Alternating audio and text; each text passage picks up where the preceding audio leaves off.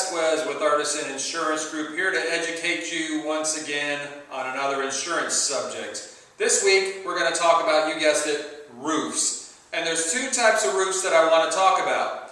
And keep in mind that what I'm going to talk about deals with where we live at here in Florida. In Florida we have a lot of windstorms, and we have the big ones, the hurricanes that everybody worries about. So the two predominant types of roofs that I want to talk about are the gabled roof and the hip roof. And it's very important, if you're shopping for insurance, that you know which type of roof you have.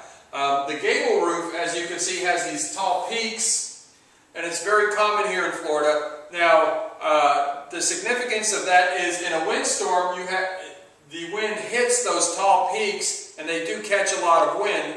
And if it's strong enough, could cause some damage on your house.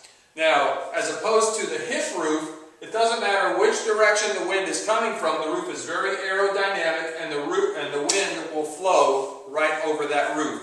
Because of that reason, the hip roof usually qualifies you for a pretty substantial discount on your homeowner's insurance.